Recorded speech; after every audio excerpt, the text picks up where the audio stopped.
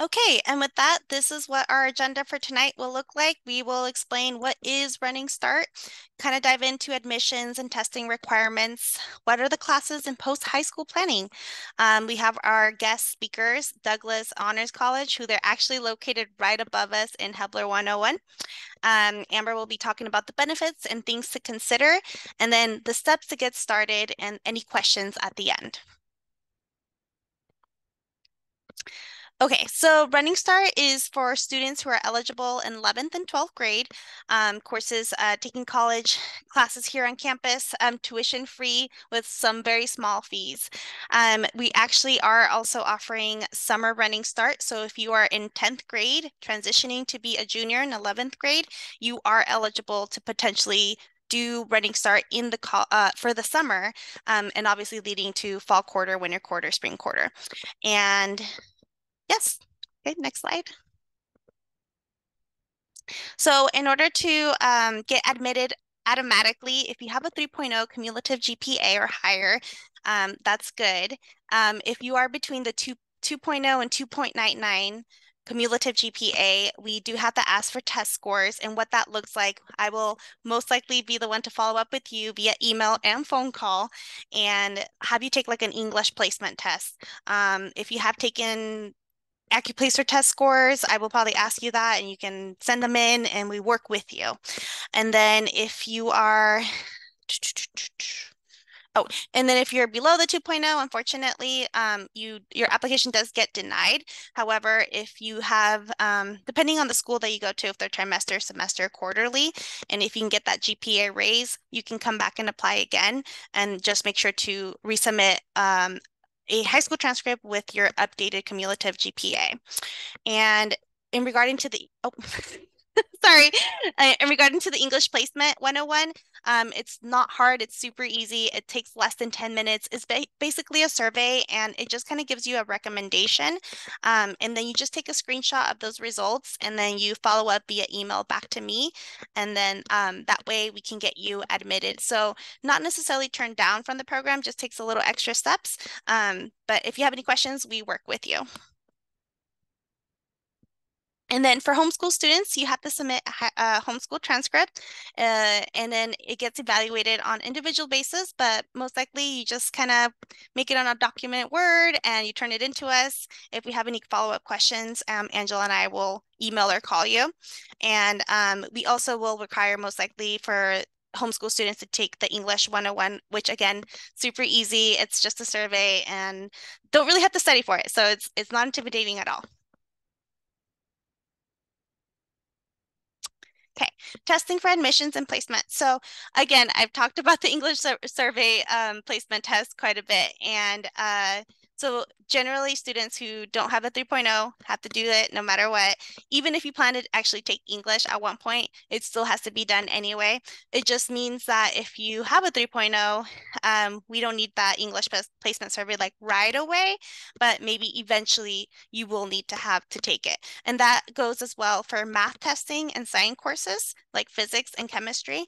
But if you're planning to take those, we'll work with you and kind of and see what that looks like for testing.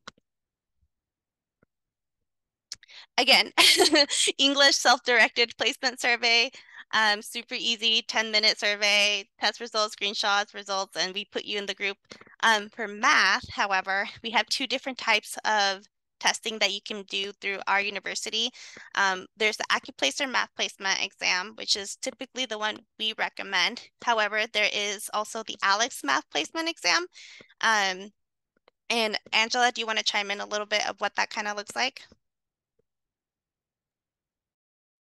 Sure. So you do have the choice between picking either the Accuplacer or the ALEX exam for math. And as Alejandra mentioned, we do often recommend that students take the Accuplacer. The two tests are different in the sense that the Accuplacer is a standalone exam, so you take it and then you're done. And there's a study guide for it on our website. It's an adaptive test, so it's going to start in like the mid-range of difficulty. If you answer enough questions correctly, it's going to get harder and move into the harder test. If you answer too many questions incorrectly, it will get easier and move into the easier exam. So you take it, you get your scores, you qualify or not. You can take it up to 3 times. The ALEX exam is different. It consists of a series of 5 exams. The first one is a diagnostic exam so that you can see where you're at in terms of your readiness for different classes. But it doesn't count towards placement. Once you take the diagnostic, you then are going to do 3 hours of practice in the ALEX testing suite in their tutorials, and then wait 48 hours, and then you can take a proctored exam that does count towards placement. And then if you qualify, great. If you don't qualify, 3 more hours of practice in the ALEX suite, wait 48 more hours, and then you can test again up to 5 times. The reason we recommend AccuPlacer, and it really is up to you what you want to take, but my experience with observing students taking the exams is that most students tend to do better on AccuPlacer for whatever reason, maybe because there's a study guide. Also, because ALEX requires, taking a series of exams, we don't have a lot of students who finish taking the ALEX exam. Like they'll do the diagnostic and then they kind of never take the rest of it. And we're just kind of waiting forever to see if they're qualifying for math or not. So it is up to you. At the end, we'll show you our website where you can apply, and the tests are explained on our website as well and how to schedule them. But yeah, so keep in mind, and to be real clear, if you want to take an English class, unless you already have college credit for English, you do have to take the placement survey no matter what your GPA is. And if you want to take a math class, unless you have college credit, either through college in the high school or advanced placement, you have to take a placement exam before you can enroll.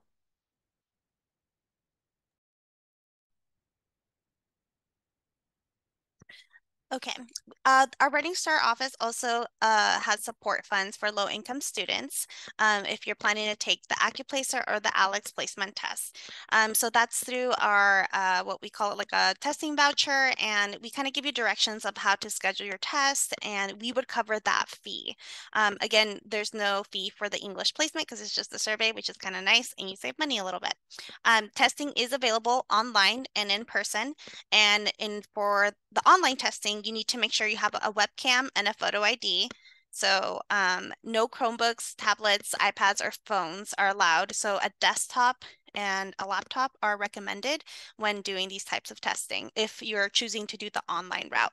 And if you test here in person, it's located in Bullion. We call it our honeycomb building here on campus. And if you ever have questions where that is, you can always contact us and we can kind of give you directions or walk you over to where that's located.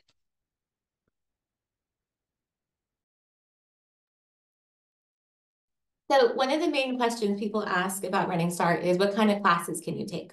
So as a Running Start student, you're going to be treated like any other college student at Central, which means that you can take any classes that you meet the prerequisites for.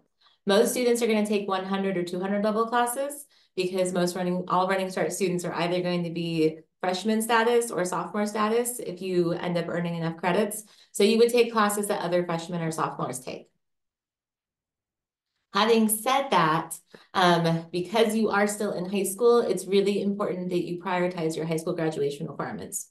So every quarter, when it's time for you to do advising, which is required every single quarter, and then get registered for your classes, we're going to ask you to first meet with your high school graduation or your high school counselor so that you go over your graduation requirements with them, and then fill out required paperwork, and then meet with me where we can look and see what are your graduation requirements that you need.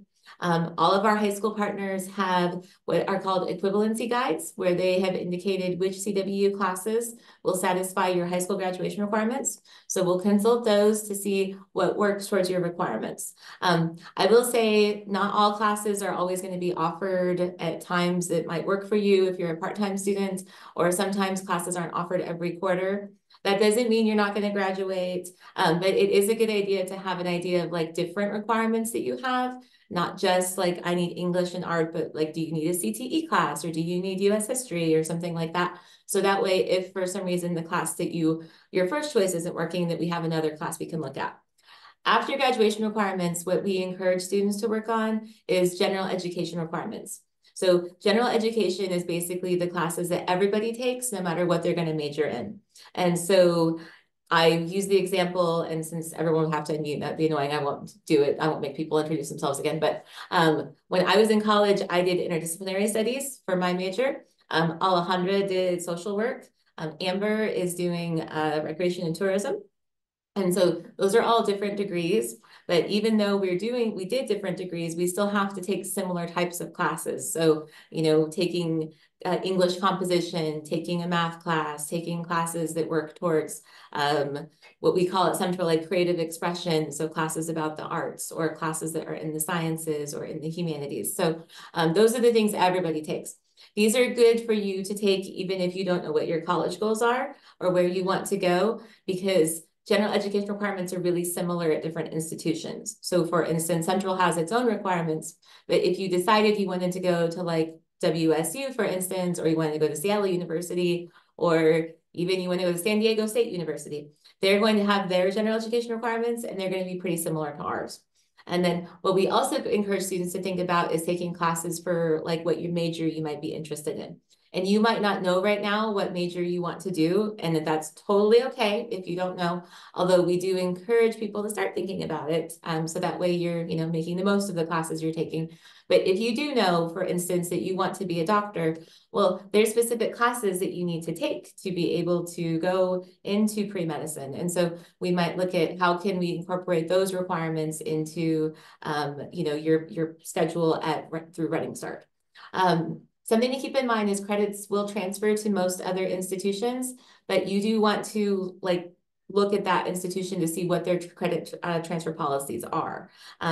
What we've had with students, I'll say was within Washington State, all public colleges have an agreement that we accept each other's credits. So if you are taking classes at Central and you decide that you want to go to University of Washington, or you want to go to Tacoma Community College, or you want to go to Eastern, as long as you're taking academic classes and you're passing your classes, you should not have a problem with transferring your credit. All public colleges, we take credits from each other. Most private colleges and most out-of-state universities will also take credit.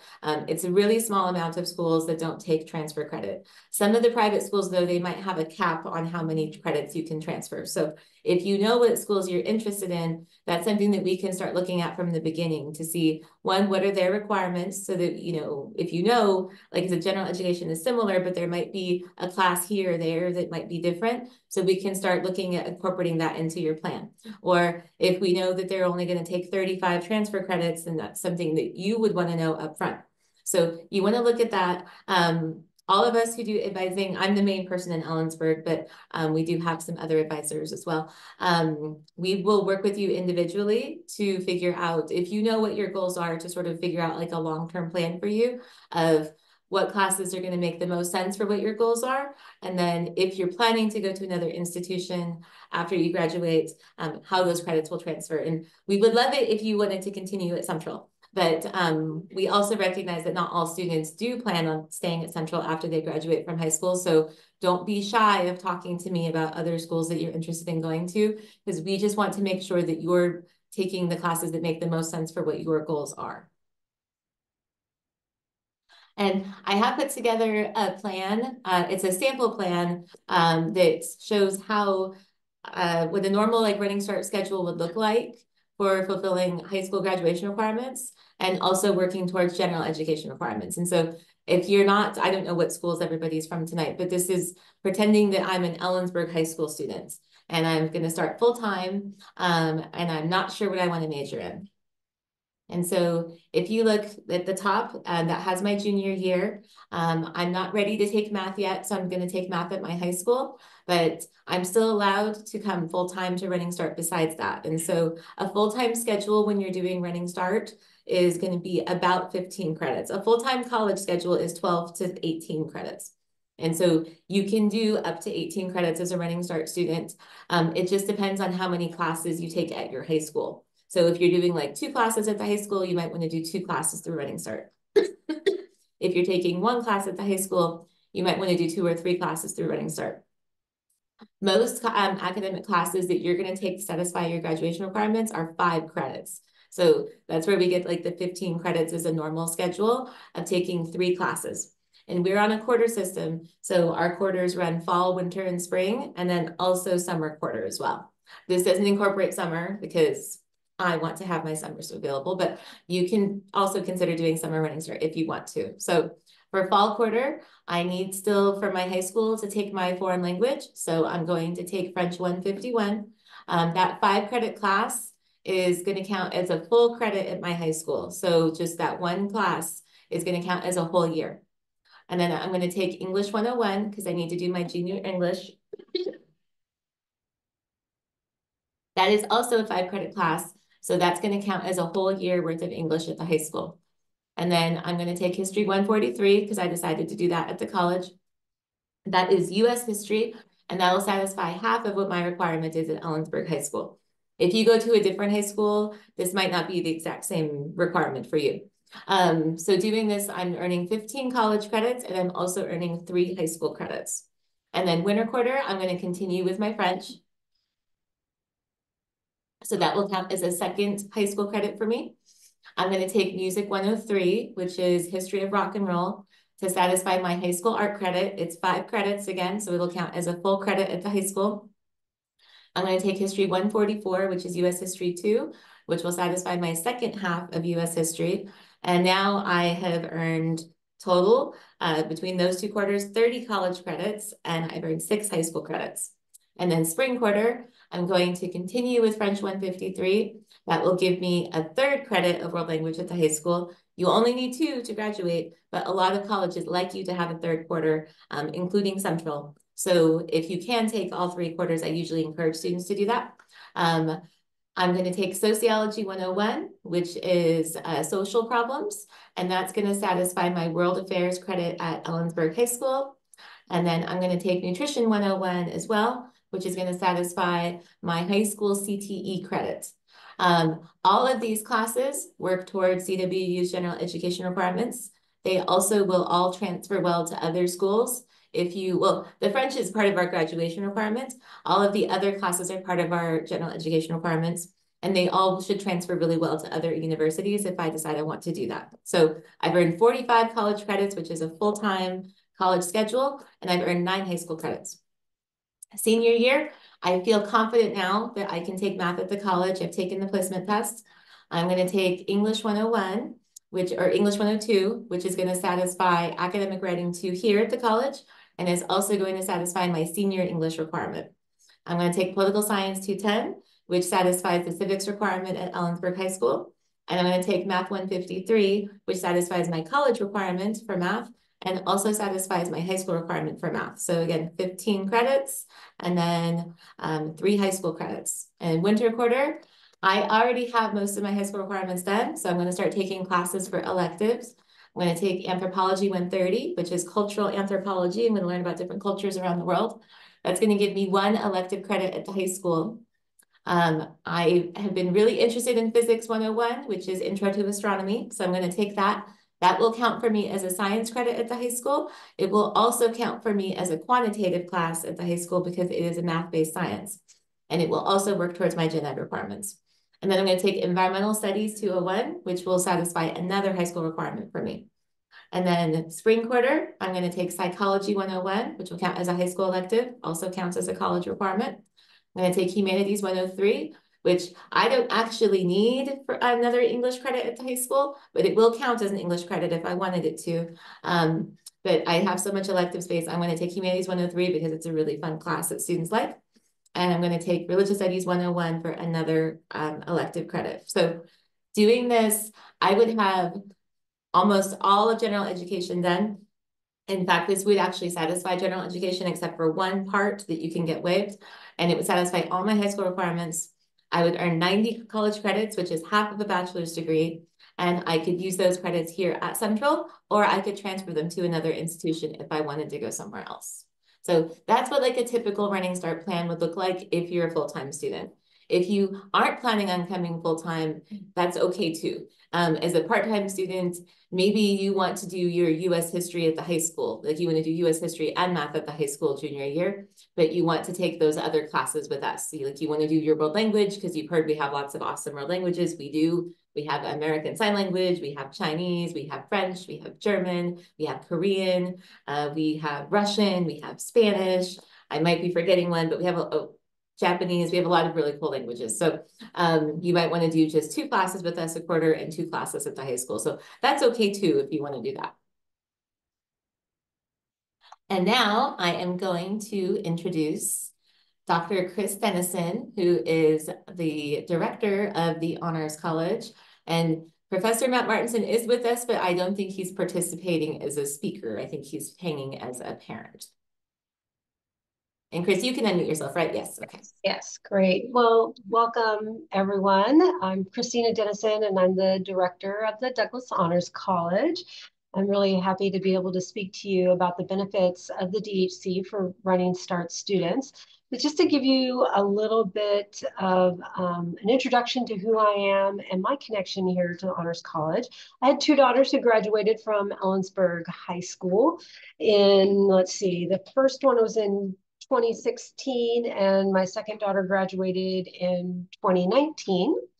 Both of my daughters participated in honors colleges at their respective universities. So I am 100% wholly biased towards what we are able to accomplish within an honors college. My older daughter went to WSU and participated in their program. And my younger daughter was a Running Start student and participated in the honors college as Running Start, and then continued her education here at CWU. So while, of course, we want you to go to the institution that is best for you, I'm going to go back to, I am wholly biased. I am a Wildcat. My daughter's a Wildcat. My niece was Wildcat. My sister is a Wildcat. So I'm kind of attached to this place and really enjoy what we do here. And I think having my own daughter participate in the Honors College speaks to the confidence that I have in our faculty, staff, and students who provide leadership for what we do. So the Honors College is an opportunity for you to complete your high school graduation requirements as well as meet general education requirements in honors designated courses. All of our courses will transfer to other institutions. However, and I want to be very clear, I can't always guarantee how that other institution is going to accept our credits. We are here to help, and we have had Running Start students participate in honors and go to out-of-state institutions and other in-state universities, and they have told us that their credits do transfer. We might just have to do a little bit more work with them to help them articulate the way our courses should move into their university. And the reason is our classes are organized thematically, very similarly to CWU's Gen Ed.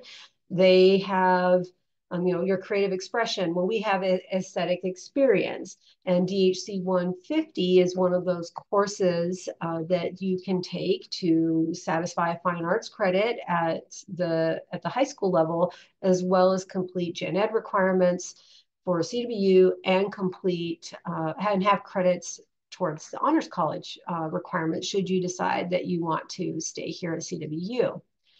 Well, our courses are organized thematically. Our topics change every quarter. I think that's one of the exciting things about what we do here in the Honors College. So DHC 150, the aesthetic experience. In the spring, that class is going to be contemporary European cinema, which introduces students to modern European films and exploring the challenges of filmmakers in financing, distribution, audience, commercial demands, and then how those films reflect cultural and societal influences. It's a really interesting class and has our students watching some really unique films during that. Another course that is one of our aesthetic experience classes is called The Aesthetics of Ugliness, taught by Professor Martinson, who is being a parent tonight, so I'm not going to make him talk. And hopefully when I explain his course, he doesn't barge in here and tell me how wrong I am. So that class explores how artists across cultures represent and interpret ugliness in various art forms, and has our students reflect on their own perceptions and judgments of beauty by examining different perspectives and reactions to ugliness. And our students really enjoy this course. They have an opportunity to talk about art in a way that is new to them and to explore this idea of aesthetics. And just those two examples can tell you a bit about what we do here in the Honors College. Our classes are different. They're not offered anywhere else. You can't take this class in the art department, the aesthetics of ugliness, the European cinema course. You can't take that class in our film department. They belong here just in the Honors College. So we offer multiple classes during the quarter that can help our students meet those graduation requirements for EHS. And if there's a topic, say you are not interested in European cinema, subtitled film is not something you don't want to read your movies. I'm one of those. I don't want to read my movies, but you might want to be exploring ugliness. You can go, okay, I'm not going to take that one. I'm going to wait to the next quarter when this other class is being offered. So you have this opportunity to pick the engaging topics of your choice while still meeting all of those requirements. Our classes are on the smaller side. So of course, CWU has that benefit of having smaller general education courses. Typically, you're not going to have a gen ed course that's more than 30, 35 students, which is really small. In the Honors College, we're a little bit smaller. Our core courses are going to be no more than 24 students. Some of my classes may have only 12 students in them. So we keep our class sizes small so that you have your needs met as a student and our faculty knows who you are. And because we are a seminar style, we want you to have that space to engage with your peers and the faculty who are facilitating the course. And large courses don't allow us to have that. So our students really get to know each other and they have opportunity to challenge each other's ways of thinking in a way that models discourse appropriately.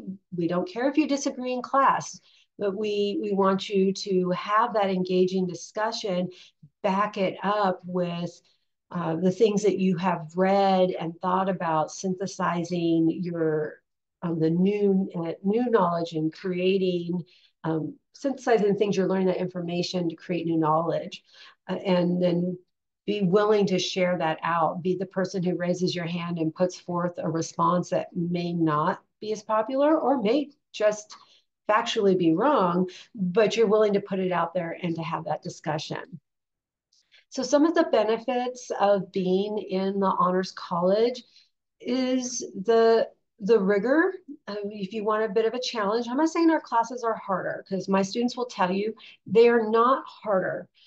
They're just different. So when we're talking about rigor, really it's about our students leaning into a space that is a bit different, because we are not lecture. You're not going to come in and sit down and take pages and pages of notes while the faculty lectures at you, and then come back the next day, take pages and pages of notes, and then take a test. So when we're thinking rigor and challenge, we're wanting you to challenge yourself to go beyond what expectations are of what you hold for yourself and what the faculty hold for you. I mentioned we have our small class sizes. You get that personalized attention from our faculty. Our students have opportunities to engage in research and creative projects. In just about 2 weeks' time, we're sending 7 students to the Western Regional Honors Council Conference down in Long Beach, California. And one of the students who is going on this trip is a Running Start student. So she sent in a proposal, she was accepted, and she gets to go have this great experience as a Running Start student and take advantage of all the things that we have to offer here. Our students do get priority registration. We can help you with that even as a Running Start student. I move up the registration dates for the honors students so that they can make sure that they're getting the classes that they want when they need them, because we only offer about 7 or 8 classes a quarter, and typically a DHC 140 is only going to be offered one time in the quarter at one time during the day. And we know if that's a class that you need, then we want to make certain that you're able to get into it. So we really work with you on doing that. And then your high school students, you're looking to go off to university. So frankly, honors looks good on a transcript. Honors tells this other institution that you did something that was not required of you. So if you are thinking about going to one of those big R1 research institutions, University of Washington, UCLA, one of the Ivies, we want to have something on your transcript that is going to show those other institutions your value as an undergraduate scholar, and engaging in honors is one of the ways in which you can do that. We do have high expectations of our students. I do not want to be coy about that. We expect our students to come in and put forth their best efforts. We expect our students to maintain academic integrity and honesty and a high GPA. The average GPA in the Honors College is a 3.5. Our median GPA, so that middle point, is a 3.7. So you can see that our students excel academically here. And it's not because we have all 4.0 students, obviously, in the Honors College, but we have students that take their education seriously. They don't take it too seriously. We want to balance that, but they're focused and they want to stay on a path that's going to help them accomplish their future goals. We do engage in a little bit different type of grading. Not all of my faculty do this, but more and more of my faculty are leaning into alternative grading. Of course, at the end of the quarter, we have to give you a letter grade. Central says this is what we have to do. How we determine that letter grade is going to be a little bit different.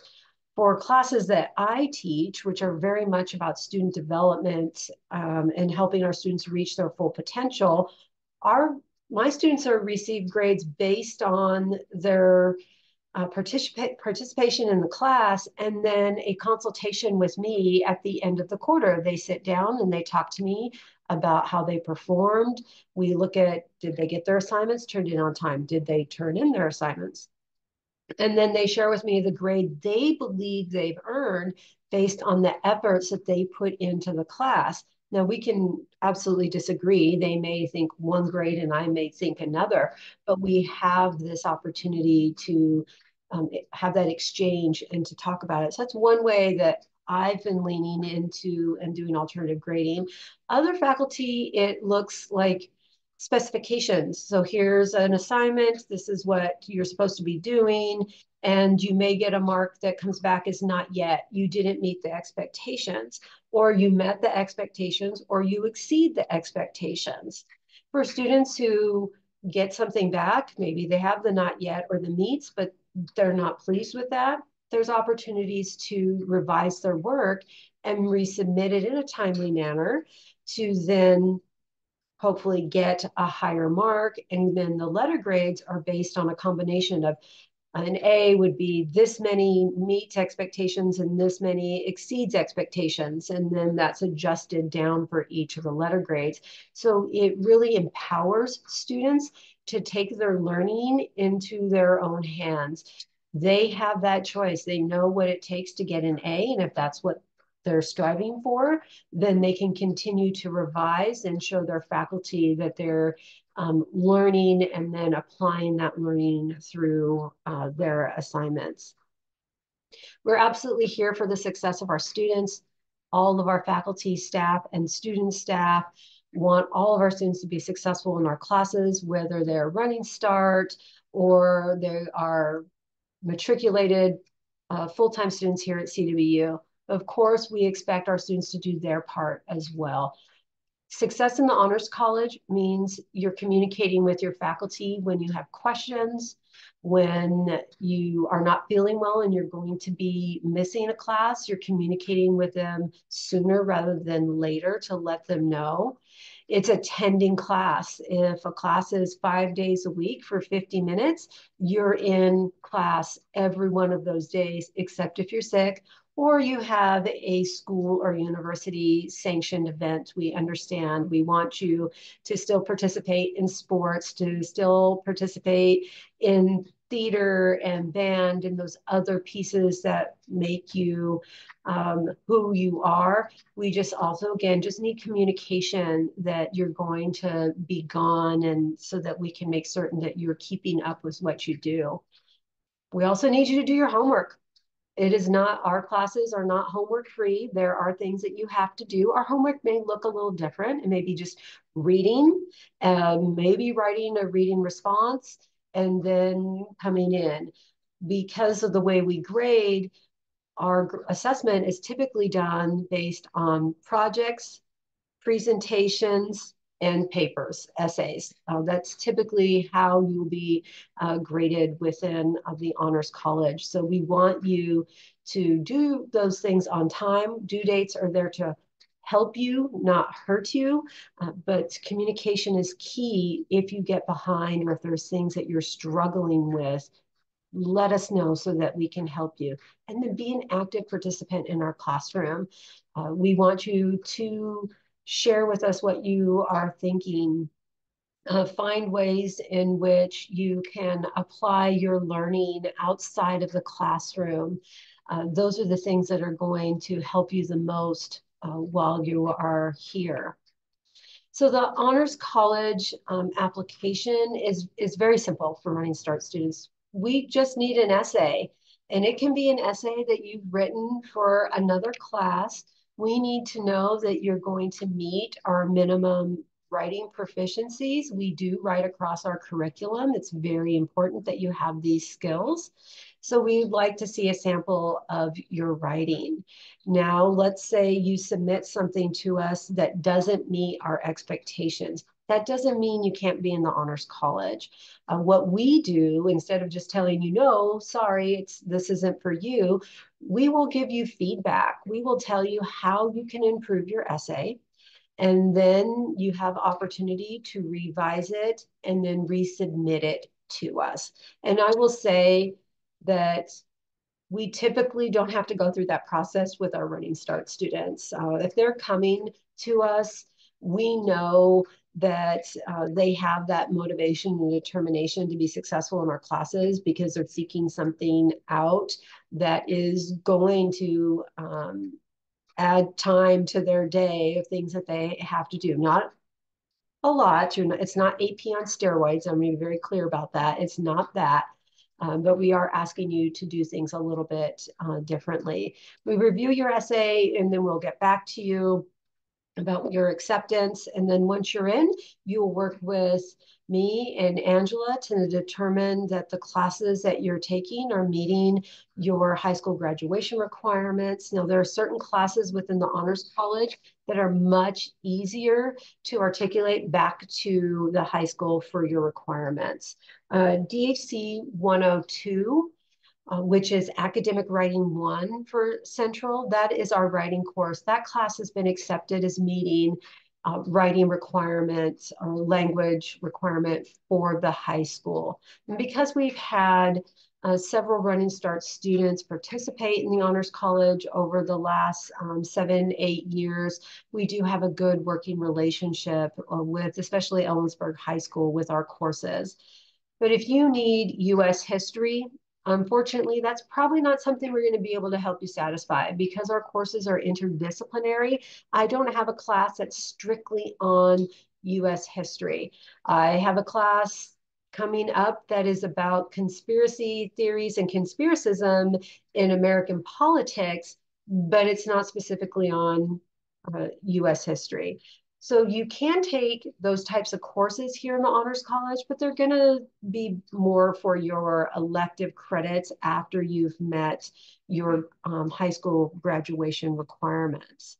If you decide, and I sure hope you do, to continue with CWU and the Honors College, of course, all of those classes will go towards meeting your requirements here in Honors. And you then can have that early start on your honors education here at CWU if you decide to stay with us.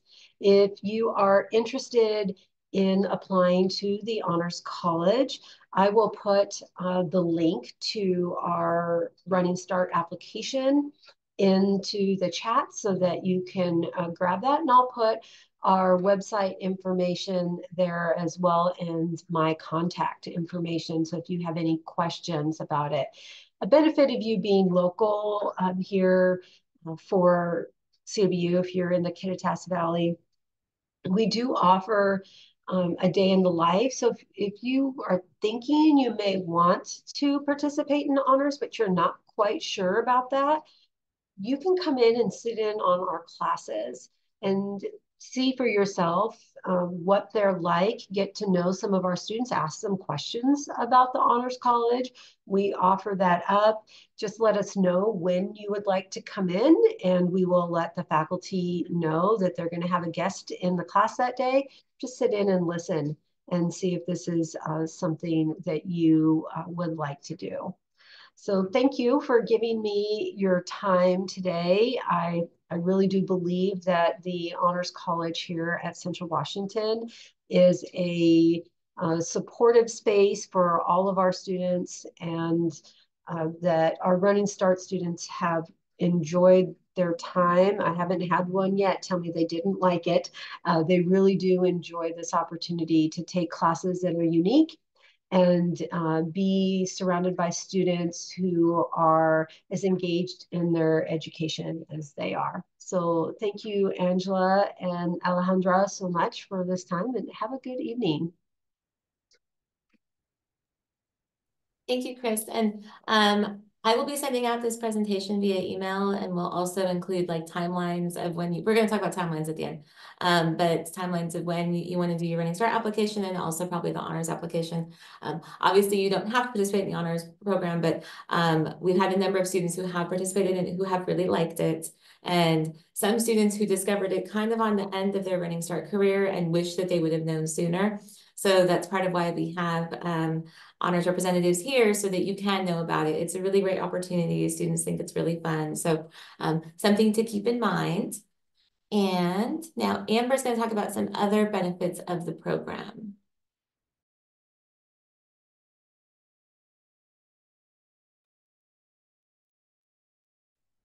All right. Hi, guys. Well, hi again. I'm going to be talking about benefits like Angela said. First of all, Running Start is a great opportunity for students to get college credit for free because the high school pays for it. I was silly and didn't do it, but I recommend it now that I know so much more about it. So the yes, the tuition free. You also have a greater diversity in course choices. So, for instance, if you go to Ellensburg, you might not have, you know, anthropology courses at your as some choices, whereas at the university you can take anthropology, you can take theater classes, you can take really diverse art classes. So you have a lot of choice options for courses that are more diverse than high school options. It's an easier transition to university after graduation. So, what that means is it's kind of giving you a preview of what to expect when you still have the security of being a high school student. Because if it doesn't work out, or you need a little extra time to get used to things, or sometimes it's maturity, whatever, but you're getting a slice of the cake early and getting to get a feel for what is expected, what classes will be like. Time management, and a few other things that you might not get from the high school setting. Exploring majors. So that's one of the biggest things about coming as a Running Start student. You'll be working on your general education requirements, and many of those that aren't necessarily high school requirements are good options to kind of play around with some majors. For instance, you can take HCE 201 as one of your gen ed requirements. HCE is hospitality, tourism, and events, which is my degree. And I never would have known that it was an option unless I had taken that class, or if I, did my own research. But there are really cool options for classes that can kind of show you majors that you might not have thought of. Um, You can enjoy learning in a more mature academic environment. So Angela mentioned at the beginning of this Zoom that no one will know that you are a Running Start student. So everyone is going to treat you just as if you're a regular college student, unless you tell them otherwise. So you're going to be able to learn as an adult. A lot of the classes do talk about some more mature topics. So if you're not into that, make sure you kind of do your research before you take a class and all that. But you'll be treated with respect and with mutual maturity. You can get involved with on-campus activities. So as a Running Start student, you can do just about anything that a regular student can do, except for run for student body president, government, whatever you want to call it, or do competitive sports. However, you can do intramural sports. You can sign up for what is it called? A membership at the gym on campus.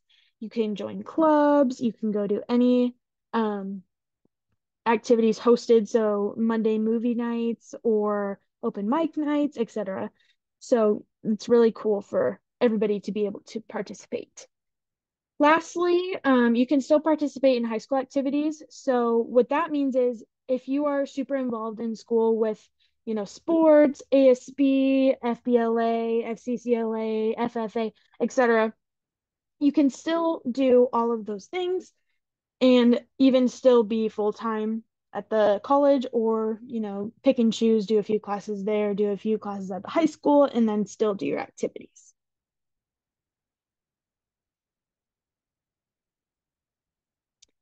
So ways to get involved, it's kind of a also just a benefit, but this one's a little bit more in depth. So as a Running Start student, you can do a lot of things, and one mentioned earlier was the Douglas Honors College. So, and I'm not going to repeat anything because you already heard all that. You can also participate in guided research with faculty. So we actually have a Running Start student that has, they only take psychology research as their Running Start credits, and then they do all the rest of their classes at the high school. So if you're interested in doing that, you can look into it a little further and something that might interest you as well. You are able to join the dance company on campus. So we have dance classes or, kind of like a PE class type, but you can actually try out and join the dance company if you are interested in that. So like dance, you can also take theater, music, film, and art classes. These are really cool because at my high school, we didn't really have any of this. We had photography and art and all of that, but no theater, no dance, I mean, music, we had choir. But so if you're interested in that and want to learn a little bit more, one of my favorite classes I took fall quarter was theater, because I learned a lot more about the industry than I could have ever thought I was possible to know. Um, you can also join the ROTC programs, um, participate in clubs, like I mentioned earlier. You are also able to start your own clubs. I think all you need to do is have a few people, I think it's 4, that want to start it with you or join it, and somebody to be the advisor. And it can be literally anything. So some clubs that I like to mention, there's anime clubs, equestrian clubs, anything that you're interested in. And if we don't have it, like I said, you can create it. Having jobs on campus. So I'm actually a student on campus right now, and I have a student worker job. So what's really cool about having a job on campus is you're only allowed to work 20 hours a week, which is really helpful with doing your homework and having time for sports if you want to, or having, outside of school activities. What also is really cool is there's a lot of opportunities in different departments where you can get some job specific skills. So for instance, me working in the Running Start office has given me a lot of office skills. So filing, phone calls, emails, etc. And you can get that in different sections as well. You can also work in dining if that's interesting to you, or in the Wildcat shop. You can work in different offices on campus. So yes. And then attending campus events, I mentioned those. So we also have trivia nights, cultural events. There's different dinners in the Holmes dining room. Uh, I think they had a Lunar New Year and a steak dinner. So those are different ways to get involved. And if you have any other questions about that or resources, you can let me know.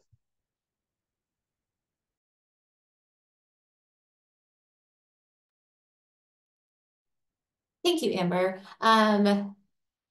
Yeah, another good thing about working on campus, and I just say this because it was on my mind today, meeting with some students who have jobs not on campus, is we will always, if a department on the university hires you, they have to work around your school schedule. So it's never going to happen that you're going to have to choose between like your job and going to class.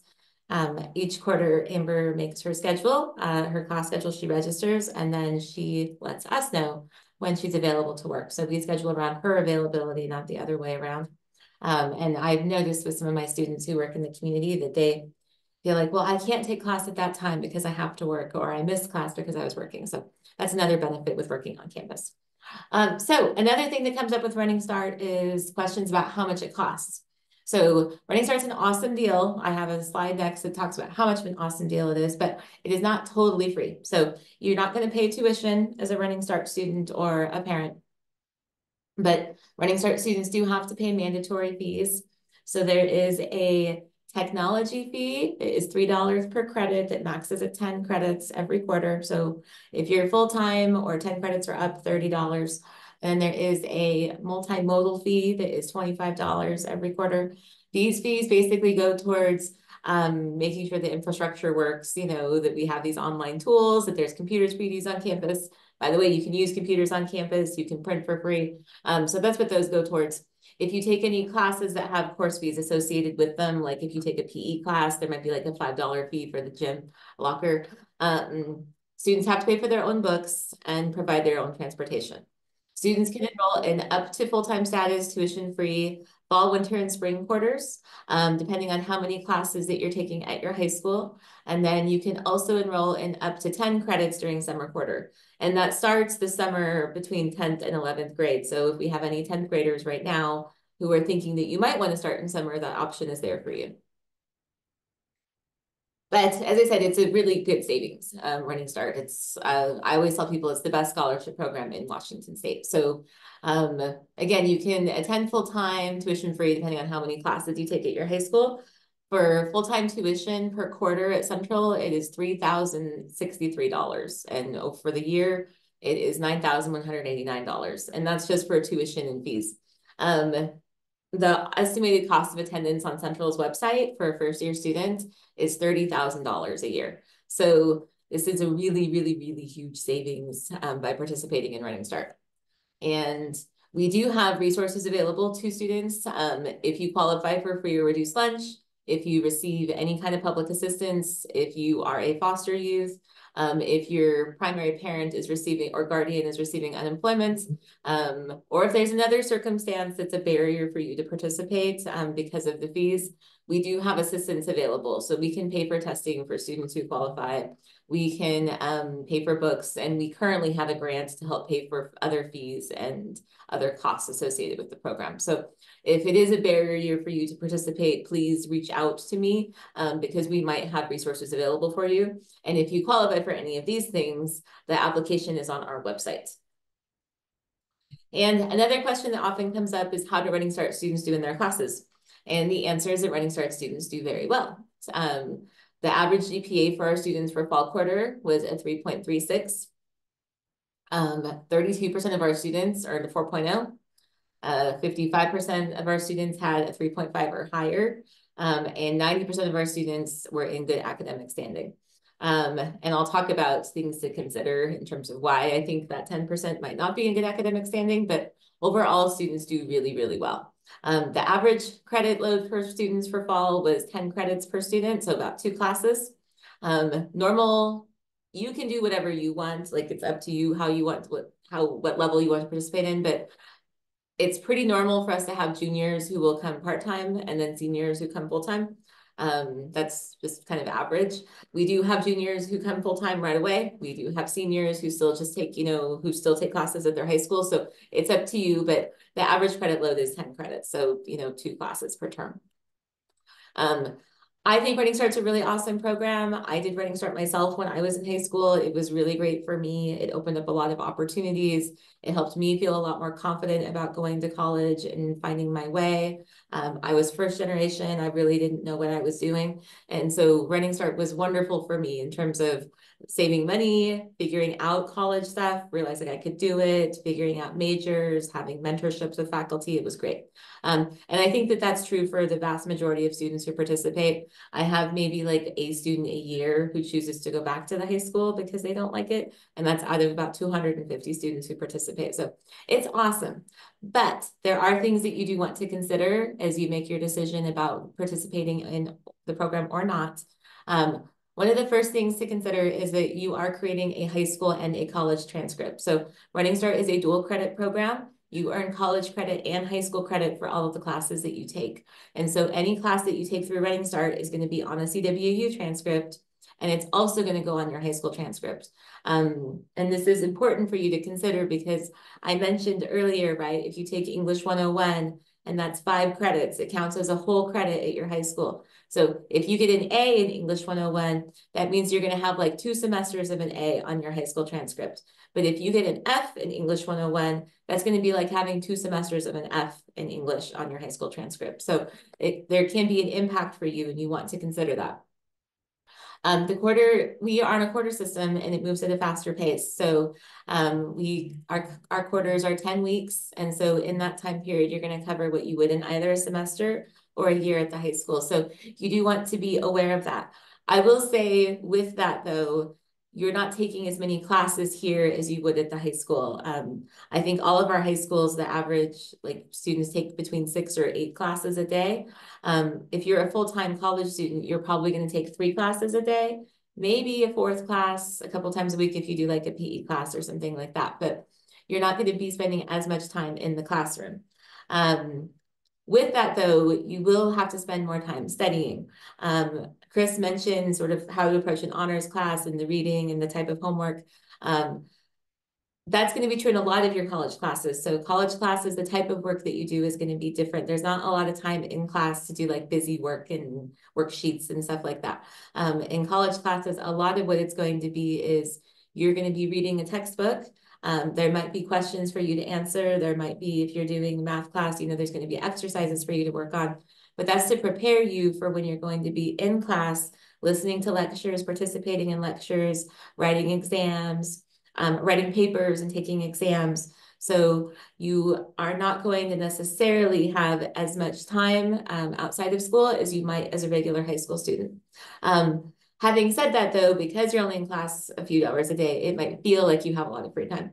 I encourage students when they start with Running Start to not take on a bunch of other new things at the same time. So for instance, if you're going to take classes here at the university and you're going to take some classes at the high school and you maybe already play a sport and you do band and you're going to be in the winter musical, maybe this is not the best time to also get a job. Not that you shouldn't ever get a job, but you want to give yourself some time to adjust and to see how it works for you. A good rule of thumb for college courses is for every hour that you're in class, that you have 2 to 3 hours outside of class to be studying, to be, working on your papers, to be doing study groups, to be reading your textbooks. So you don't want to immediately take on new things. And that's something I see students do sometimes, because if they're full-time, they might be in class only 3 hours a day. And so they feel like they have extra time, or their parents might think they have extra time. But really, you need to have that time to study until you just can determine how much time you actually need. As mentioned, the program is not free. It's a good savings, but it's not totally free. Students do pay for textbooks, fees, and transportation. Again, there are resources available for students who qualify. Class availability is not guaranteed. So I mentioned at the start of this that it can happen sometimes that there might be a class that you want to take or that you need for your graduation requirements that just might not be on the schedule. An instance of that would be Sociology 101 works for World Affairs at Ellensburg High School. And I have some students who were hoping to take that this quarter. All of our seniors are good, but we had some juniors who wanted to get started on their senior requirements and wanted to take it in spring. It's not offered in spring, so they just can't take it. So that can happen. It doesn't mean it's not offered ever. And again, these are juniors. That's why we try to front load your schedule with your requirements. So that way we don't have you as a senior not having the classes that you need to take. But that can happen, that a class isn't necessarily offered every quarter. What can also happen is that you might not be, particularly if you're a part-time student, the class that you need might not be available at the time that you want to take it or that you're available to take it. So for instance, this term, there is a History 144 class, US History at 10 a.m., and there is History 143 at 1 o'clock p.m. And so if a student is at the high school from 12 o'clock to, for the rest of the day, they can do History 144, but History 143 is not an option for them because it's only at 1. Again, the schedule changes every quarter, so this is usually fine, but it can be challenging for part-time students sometimes to get into all the classes that they want. What I encourage students to do is if you are going to be part-time, to take your high school classes either at the very earliest part of the day or at the end of the day. And if you play sports, probably the high school at the end of the day is going to be the best route for you. The way that the college classes work at Central is, our schedule works is there's a couple of classes at 8, there's some stuff at 9, there's quite a few options at 10 o'clock, quite a few at 11, quite a few at 12, at 1, some things at 2, not so much after that. Honors College, by the way, they offer classes all throughout the day. But most of our classes are going to be at the same time that your high school classes are. And so if you take your high school classes from like 10:30 until 1:30, that means you can realistically only take a class here at 9 and at 2 maybe, or take things online, which you can do. But again, even with online classes, there's going to be limited availability based on what faculty want to teach online. This is an adult environment, as Amber mentioned, so it's important to keep in mind that if you're coming to the college, you're choosing to participate in the college environment. And so there are going to be some classes where there might be content in the class that is, if there are parents here who maybe as a parent, you might not love the idea of your student studying. If that's not going to be censored just because students are Running Start. Again, Running Start students are treated just like all other students. They're held to the same standards, the same expectations. They have the same rights as other students. And so, for instance, if your student is taking, or you as a student are taking like human sexuality here at the university, it's going to be an adult level human sexuality class. If you're not comfortable with that, you probably don't want to take that class, which is fine, just don't take the class. Another thing to keep in mind is FERPA. So FERPA is the Family Education Rights and Privacy Act.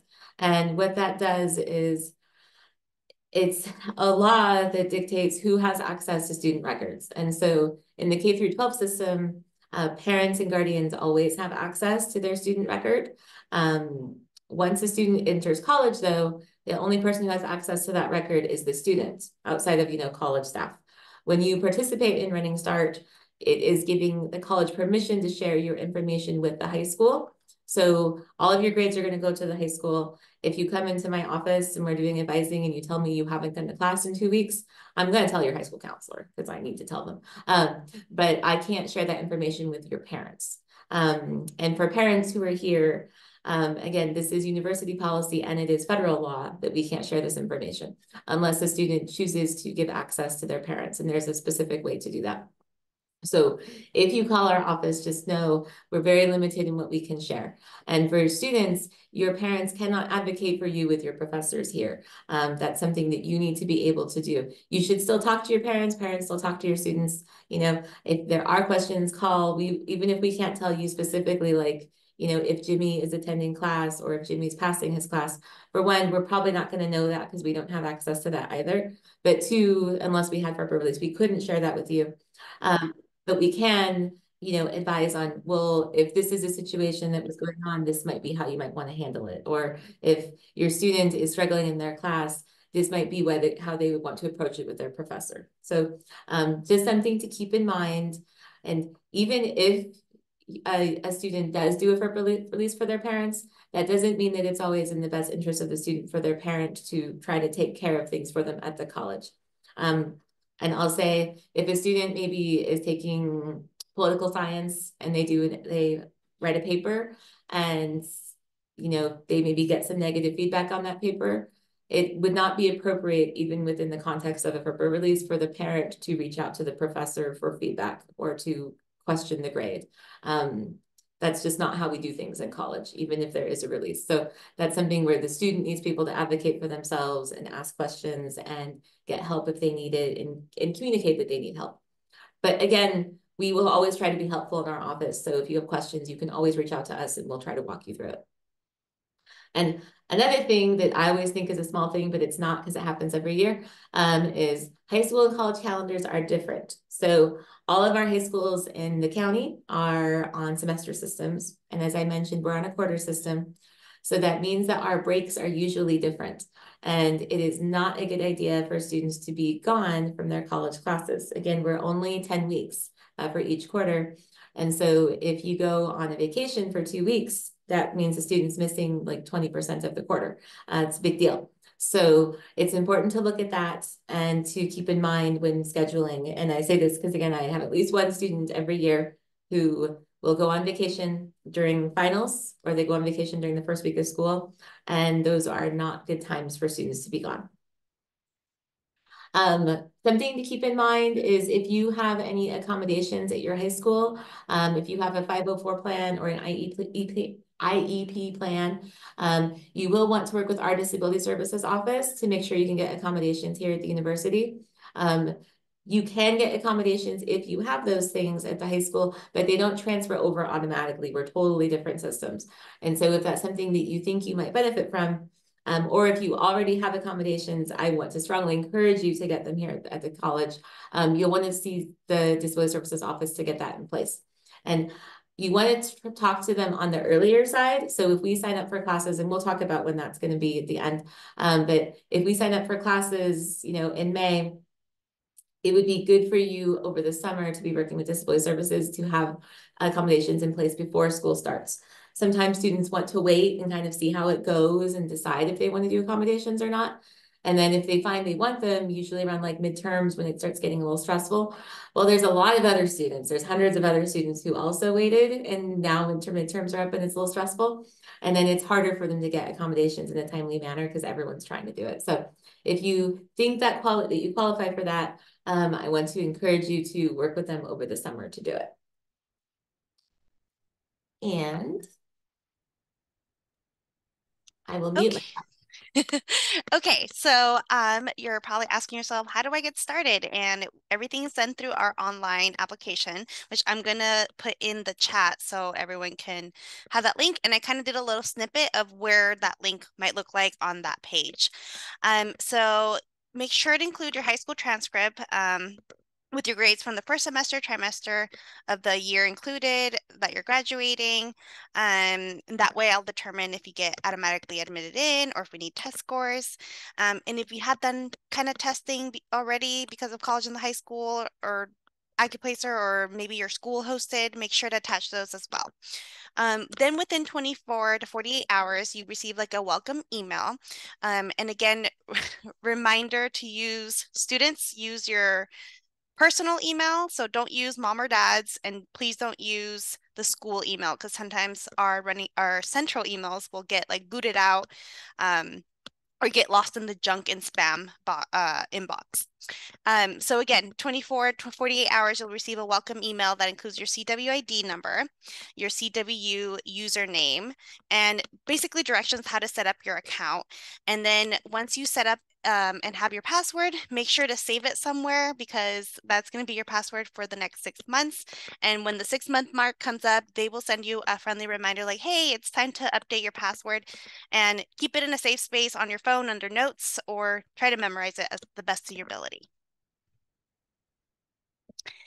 Schedule and submitting scores, like I mentioned before, English, placement, or math. You can do this after you apply unless we need it right away, and we can work with you on how to do that. After that, you need to make sure you meet with your high school counselor, and then you're gonna fill out this wonderful form that is required every quarter that you come in for advising, called Enrollment Verification Form. We call them EVF for short. And yes, that is required every quarter.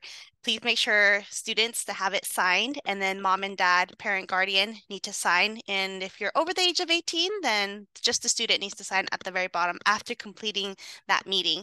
Then you come and schedule an appointment, whether you're here at the Ellensburg campus, so you'll be meeting with Angela Riviera as your Running Start advisor here, or if you're online or doing some Mamish, that would be Chelsea, and then they're going to be the experts to help develop what classes you can be taking for the quarter and register for classes. And then your hold will be off and you can be ready to go when it's time.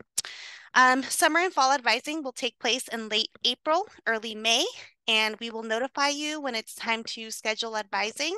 So like I said, please make sure your emails are correct, because that's the #1 way we'll be contacting you. And our kind of backup point will be phone calls, but make sure your email is working. And then one of the last steps before school starts in the fall is attending orientation. And here you can see kind of like an idea and a timeline when you would need to be coming in for advising.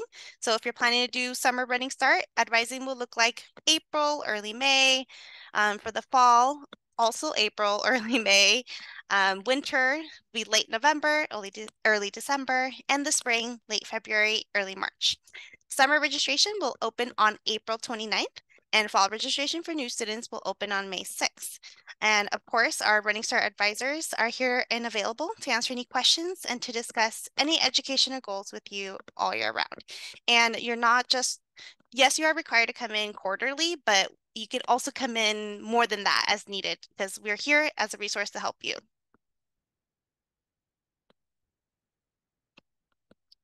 And then if you have any questions, this is our contact info. Our